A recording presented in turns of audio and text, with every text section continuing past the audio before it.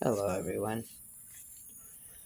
So I'm going to start doing a few videos related to domestic violence and about triggers that are associated to the trauma. I'm guessing there's probably going to be about 8 or 9 videos related to this, and I'm going to kind of mix them in with the massacre videos that I was doing, as well as some spooky season videos that I will be doing now through Halloween as well. So in this video, we're going to discuss when the feelings rush back, and of course the topic is DV triggers. I will say that on these videos about triggers, I'm going to add trigger warnings because of the simple fact sometimes just hearing about the possibilities of triggers can actually trigger people. Because some triggers, for example, slamming doors, the act itself is a trigger. But sometimes talking about slamming doors can be a trigger. I personally triggered somebody one time, and I, to this day, still feel like shit. But we was just talking about teenagers, and just randomly I said, "Oh my gosh, I hate it when my daughter slams her door." And we was literally just laughing about some of the stupid things that teenagers do, but I triggered her.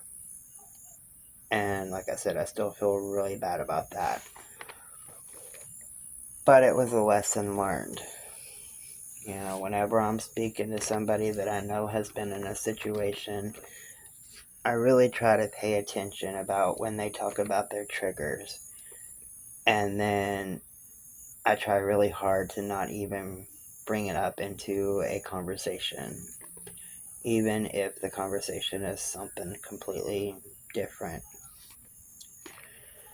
So, with that said, a survivor might be able to escape a violent partner, but they may experience traumatic stress afterwards, including triggers or unsettling sensory reminders of previous traumas. A trigger is some form of stimuli that would precipitate a recollection from a person's past that impacted one of their senses. Triggers come in many forms, though experts categorize them as internal triggers, like a thought, feeling, memory, emotion, or bodily sensation, and external triggers, such as situations, people, locations, conversations, or an observation. Some triggers might be obvious, such as hearing a heated argument or seeing violence, while others may take time to identify and understand. Common triggers and reactions. Triggers are very personal, and it is difficult to predict whether a person will experience them and what those triggers may be. For survivors of domestic violence, many things can be triggers, and I'll discuss and give a few examples.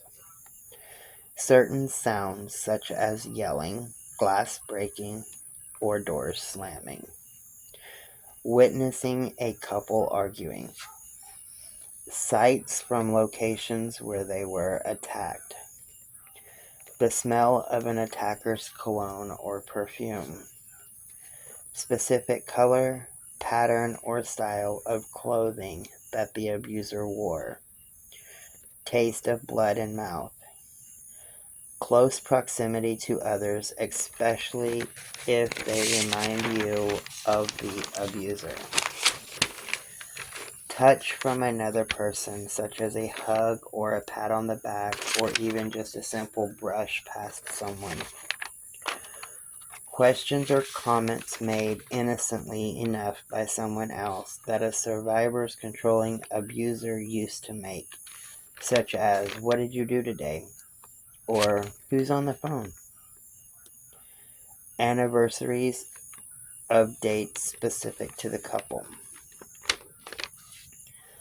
A survivor could also be triggered by the anniversary of a significant date, a news report about domestic violence, or seeing someone who reminds them of their attacker.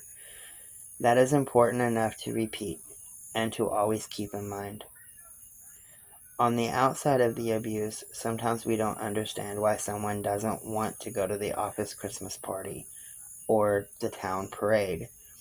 We think it's fun, a good time for friends and family, but to a domestic violence survivor, it is possible that it could be a huge trigger. When a trigger happens, survivors shouldn't be surprised if a memory replays in their mind and that survivor undergoes the full range of emotions or physical reactions that he or she associated with that experience, such as panic, anxiety, nausea, crying, irritability, being startled, fear, and paranoia.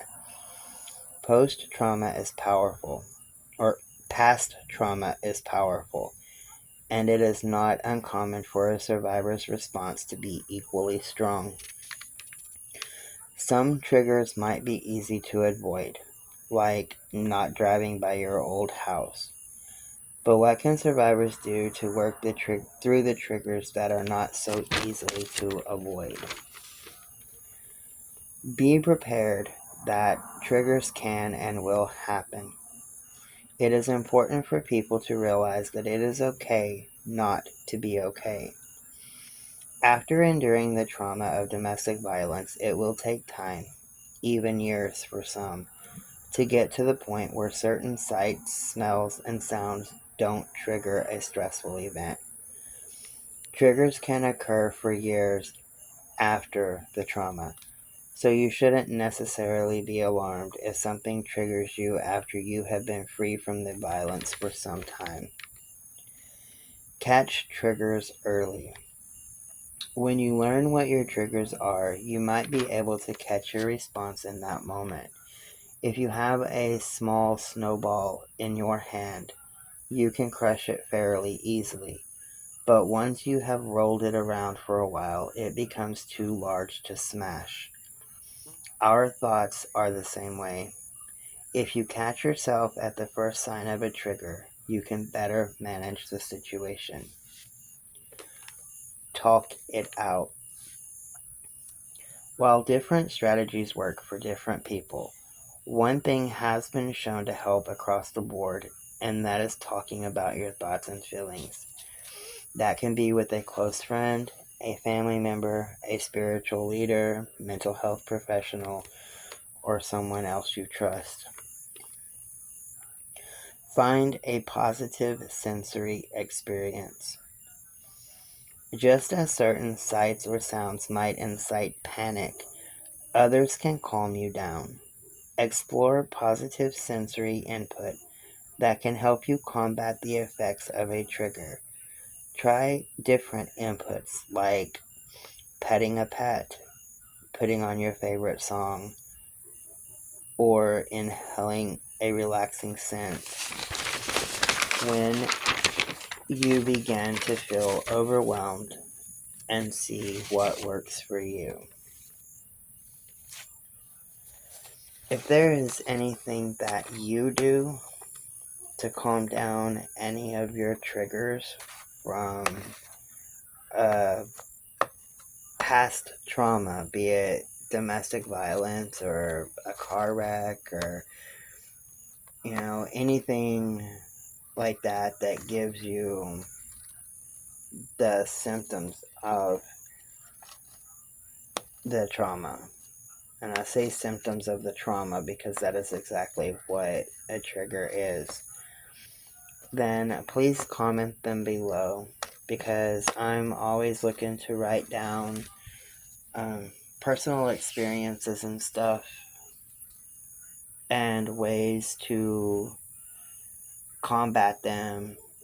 And I have found that when I'm helping other people, if I can literally say, well, somebody went through this similar thing and, they told me that reading poetry helped them, sometimes random things from other people's experiences actually do go a long way with helping others get through the situation as well. So if you have a trigger, you don't have to say what the trigger is. If you're not ready to talk about it, I get that. But if there is something that you do that helps you in the moment of a trigger and you feel comfortable with sharing it, then please comment it below, because I will write it down and I will pass it on to other people that come to me and ask if I have any advice on the topic. I really do prefer giving them, something that somebody else has told me works versus what the therapists and stuff like that want to say works. Because a lot of the therapists out there, I've actually come across that a lot here lately when I've talked to a few of them, they haven't been in certain situations, but they sure do have a lot of advice. And as somebody that has been in a domestic situation, some of the advice that, I was given, it makes no sense. But anyway, there's that. This is the first video for triggers, and I do have more to come. Much love, everybody.